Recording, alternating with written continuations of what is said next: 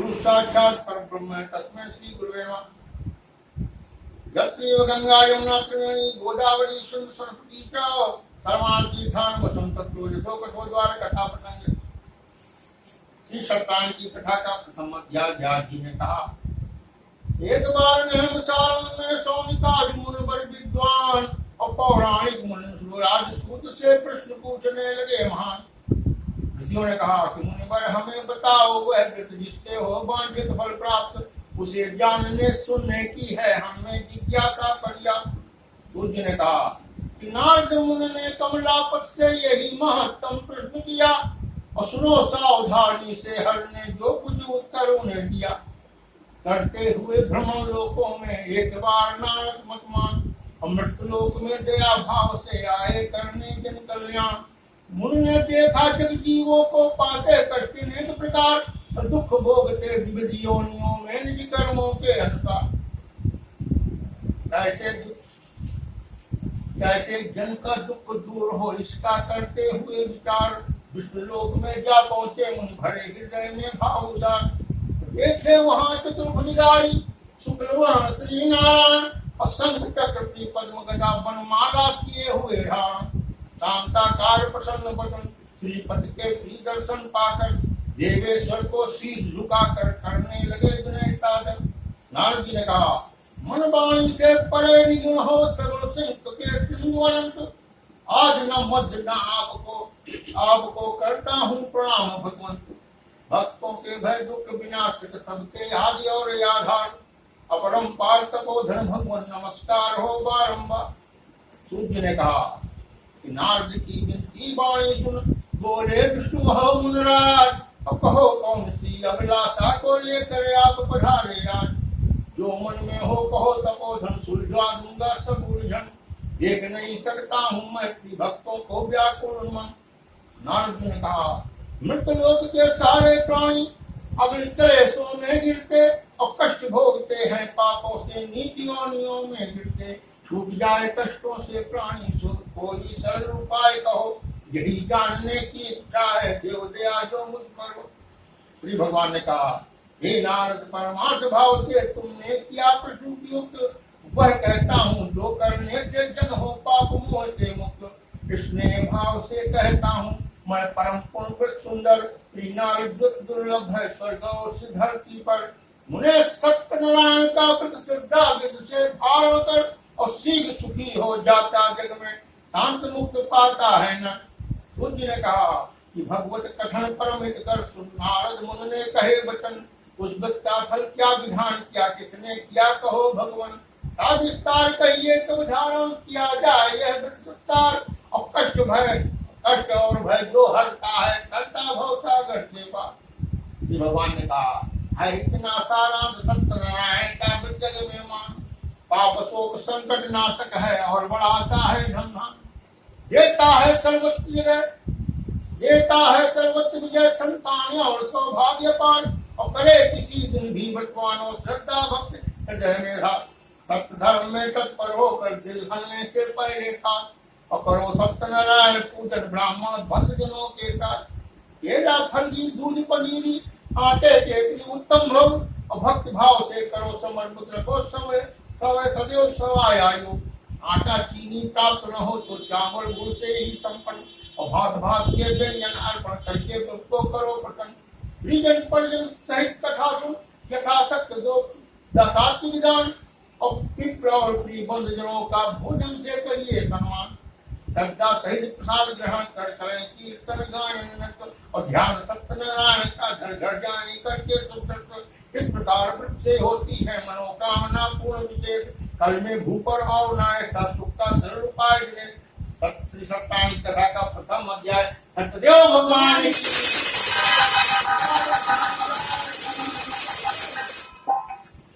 दूसरा अध्याय।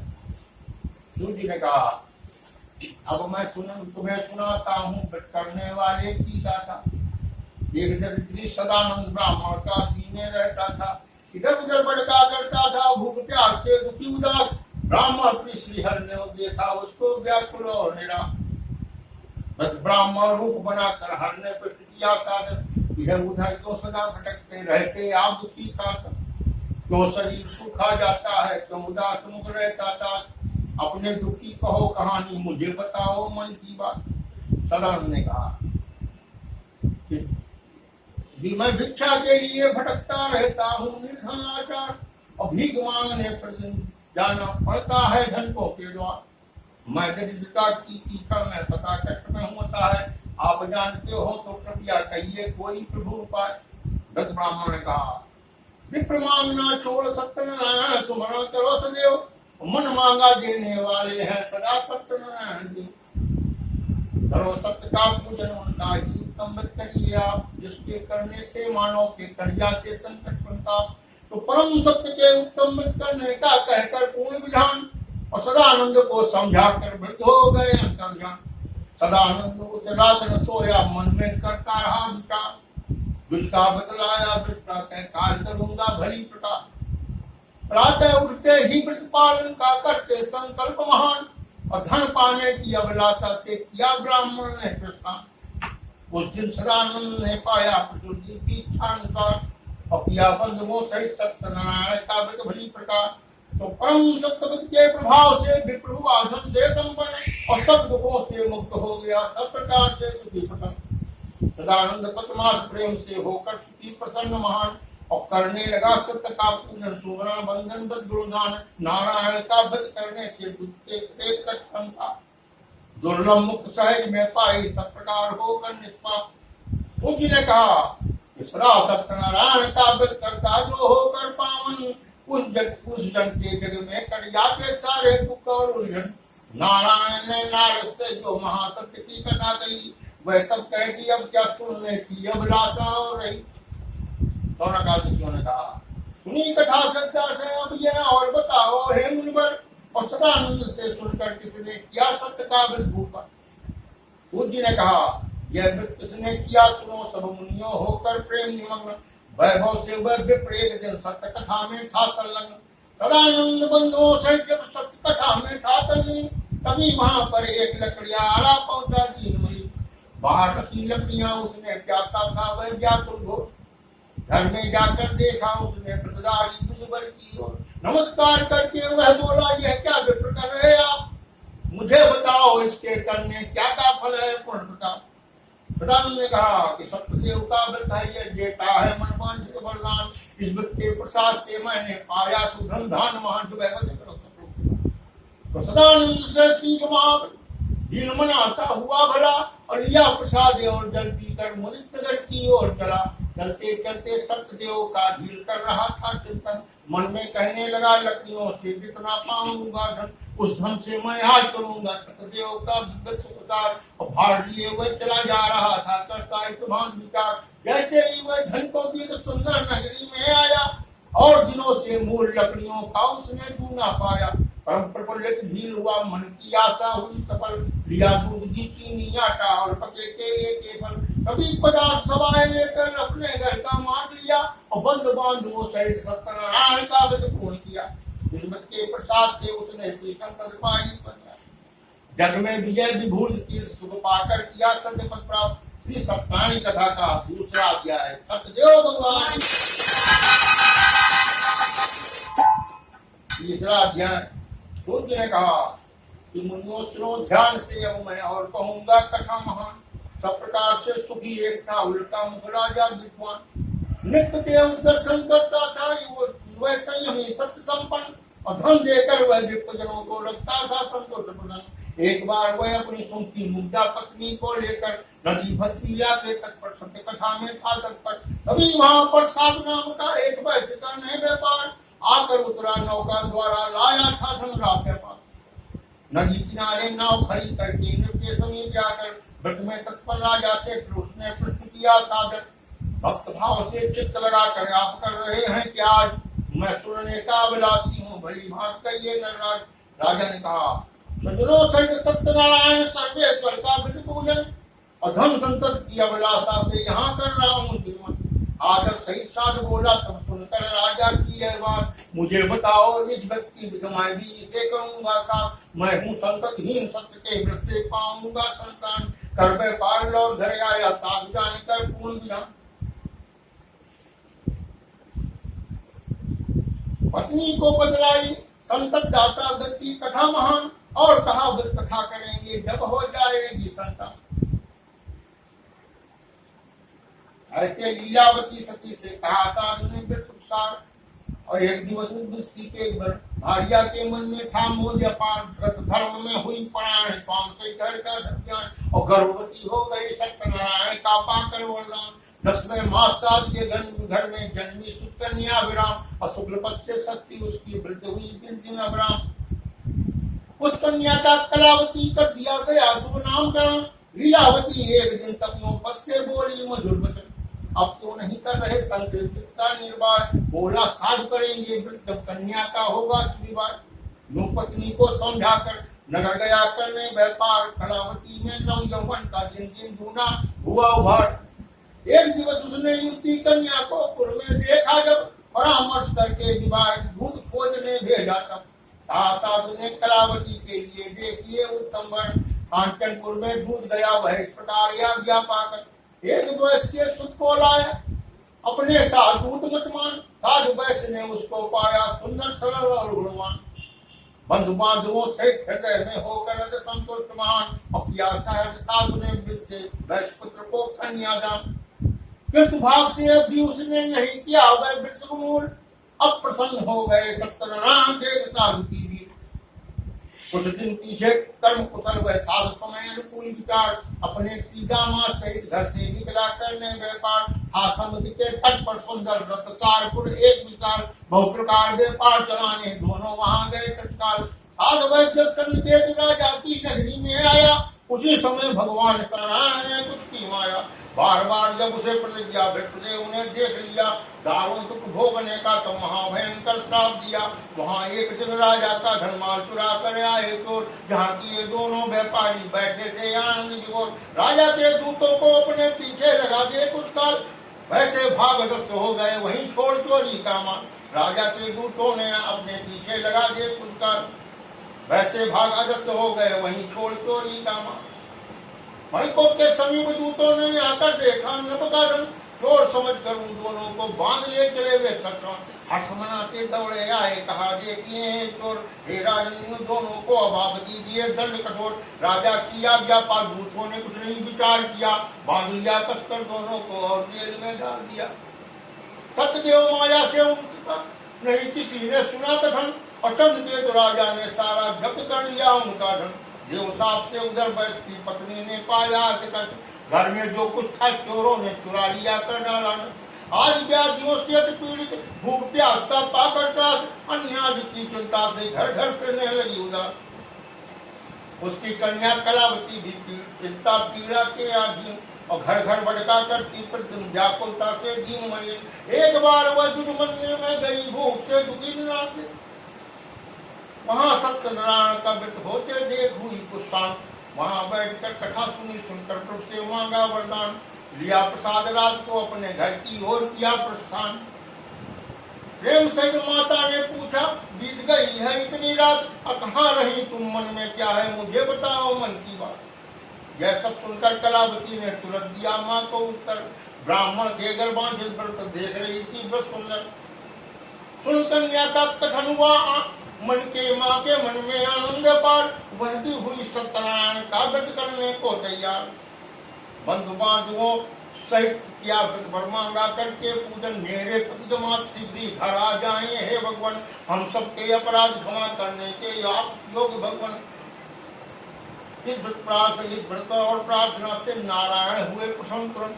सत्यदेव ने चंद्रकेतु राजा को दिया स्वप्न दर्शन, कहा कि प्रातः बणिक बंदियों के तुरंत काटो बंधन। वापिस कर दो उन दोनों का जो तुमने छीना है धन, नहीं करोगे जो धन तक तुम राज नष्ट होगा राजन। इस प्रकार कहकर राजा से अंतर ध्यान हुए भगवान।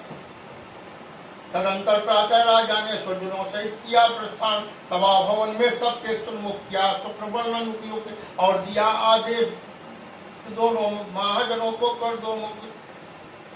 आज्ञा पाकर उनको को कारागृह से लिया निकाल, राजा के आगे ले जाकर राजपुरुष बोले तत्काल, दोनों बैठ उपस्थित हैं कार्य से इनको छोड़ दिया। चंद्रकेतु राजा को दोनों ने सानंद प्रणाम किया। पूर्व वृत्तांत याद करके हुए भय से कांप रहे थे थर थर, उनकी दशा देख कर राजा कहने लगे वचन सागर, दैव योग से दुख हुआ, अब निर्भय हो जाएं आप। ऐसा कहकर ठौर कर्म करवाया, काट दिया संताप, वस्त्र और आभूषण देकर भली भांत सम्मान किया। समाधान करके राजा ने सब प्रकार संतोष दिया, जितना उनका धन छीना था सब लौटाया दुगुना कर, और कहा अब लौट जाइए निर्भय होकर अपने घर। अब नंदन को कहा साधु ने दया अब की है राजन। इस प्रकार कह किया उन्होंने अपने घर की ओर गमन। श्री सत्यानी कथा का तीसरा अध्याय। सतदेव भगवान। चौथा अध्याय। श्री सूर्य ने कहा, यात्रा का मंगल विधान कर विपजनों को देकर दान। साधु वैश्य ने अपने पुर की ओर किया सुख से प्रस्थान। कुछ ही दूर चले सत्यनारायण दंडी बने आए, और पूछने लगे साधु से नौका में क्या भर लाए। धन के मद में मस्त बैठा, किया नहीं कुछ की परवाह। तिरस्कार पे वो करके बोला, ये तुमको धन पाने की चाय, अजी हमारी नौका में है लता पत्र आदि सामान। ऐसा सुनकर सत्य वचन हो जो बोले दंडी भगवान। दंडी स्वामी चले गए वैष्णव से इस प्रकार कहकर, चलकर थोड़ी दूर सिंधु के तट पर बैठ गए जाकर। दंडी के जाने पर करने लगा वैश्य भी समझा जान। ऊंची उठी देख कर नौका उसे हुआ आश्चर्यवान। उसने देखा नौका में सब भरे हुए हैं पत्ते घास। मूर्छित होकर गया जागने पर व्याकुल हुआ उदास। तब उसका जामाता बोला, चिंतित क्यों होते हैं आप। दंडी रूप सत्यनारायण ने ही हमें दिया है साथ, वे सब करने में समर्थ हैं, जाएं आप उन्हीं के पास। पूर्ण करेंगे वे अभिलाषा, ऐसा है मेरा विश्वास। जामाता का कथन मानकर वैश्य वहां पहुंचा विराम। सादर विनय भक्त से बोला करके बारंबार प्रणाम। क्षमा करे अपराधी आपसे मैंने कहे अकृत वचन। कहने लगा तब वैसे व्याकुल होकर बारंबार नमन। रोते देख कहा दंडी ने, बात सुनो मत करो विलाप। सतरूप मेरी पूजा से हुआ पाता संताप। मूढ़ अवज्ञा करके मेरी दुख पाता है बारंबार। भगवत वाणी सुनकर करने लगा विनय वह बहुत प्रकार। प्रभु आपकी माया मोहित न ब्रह्मादि प्रभु आपकी माया मोहित ब्रह्मादि सुर नर विद्वान। नहीं आपके रूप और गुण जान सके आश्चर्य महान। और मुझसा मुंह जान पाए क्या माया से मोहित अनजान। दया करो हे देव करूंगा यथाशक्त पूजा बलिदान। शरणागत भूत साहिमाम कर दो पहले सा धन संपन्न। भक्ति भाव से भरी विनय सुन नारायण हो गए प्रसन्न। वर देकर इच्छानुसार चल दिए वहां से जगदाधार। वैष्णव पर गया भरा देखा अपना धन भरी प्रकार। सफल मनोरथ हुए सत्यनारायण की करुणा से याद। यह कहकर व्रत पूजा की साध वैश्य ने सही समाज। सत्यदेव की परम कृपा से वैश्य आनंद बगौर। यद सही तैयार नाव को करके चला देश की ओर। जामाता से कहा कि देखो वह आ गया रत्नपुर ग्राम। हर्षित होकर एक दूत को भेजा उसने अपने राम। आज्ञा पाकर चला शीघ्र ही पहुंचा वह दूत विशेष। हाथ जोड़ कर दिया साध की पत्नी को सादर संदेश। आप पहुंचे हैं सेठ नगर के निकट पूर्ण करके व्यापार। बंधु बांधुओं सहित कुशल है, लाए हैं संपत्ति अपार। लीलावती सती गर्भित हुई दूध की सुनकर बात। कलावती पुत्री से बोली, पूजन करने के पश्चात और करने जाती हूँ तेरे पति और पिता का अभिनंदन। पुत्र शीघ्र तुम यहाँ न करने को उनका दर्शन। कलावती ने सुना पिता पति के आने का शुभ संवाद, और व्रत को किया समाप्त। शीघ्र जल्दी तक कर दियो। रुष्ट हो गए सत्यदेव भाग देखकर प्रेम अभाव। पद के सहित अलक्षित जल में करती धन से पूरी नाव। नहीं दिखे पद कलावती रह गई देखती आंख। महाशोक से रोती रोती भूपर खाने लगी पटा। दुखी देख अपनी पुत्री को डूबी हुई नाव को जान। भय से कांपा हृदय साधु का और हुआ आश्चर्य महान। चिंतित सम्मलाय हो गए नहीं सूझ नहीं पाई तकदीर। व्याकुल देख सुता को लीला दुखी हो गई अजीब। व्याकुल देख सुता को लीला हो गई दुखी अजीब। अटकती हुई विलाप विलपती अपने पद से बोली नाथ। अभी अभी दामाद अलक्षित कैसे हुआ नाव के साथ। अरे डूब गई क्यों नाव हो गया हमसे जानी क्या बरात। और किसने जानी सत्यदेव की लीला परम्परा। गोदी में लेकर पुत्री को उसने ऐसा किया विलाप। और कोई आंसू रोक न पाया उनका देख महासंताप। कलावती को पद के माने का ऐसा था शोक आनंद। और स्वाम पाद का संग सती होने को तत्पर हुई तुरंत। सज्जन सा दुखी था अपनी पुत्री की यह दशा निहार। और पत्नी सहित शोक सागर में डूबा करने लगा विचार। सतदेव ने छीन लिया, या मैं हूँ माया से भ्रम, यथाशक्त पूजा करके मैं उन्हें अवश्य करूंगा था। मद बांधुओं को बुलवा कर व्यक्त मनोरथ किया महान, बारंबार प्रणाम किया धरती पर गिरकर दंड समान। भाव देख कर सत्यदेव संतुष्ट हो गए दीनानाथ, बोले वचन भक्त वह बंजन बढ़ा दिया करुणा का हाथ। तेरी पुत्री पद दर्शन करने आई प्रसाद को त्याग, पददृश्य हो गया इसी कारण भड़की दुखों की आग। तेरी कन्या घर जाकर श्रद्धा से पुनः लगा वो, फिर प्रसाद लेकर आए तो बने स्वामी दर्शन का योग।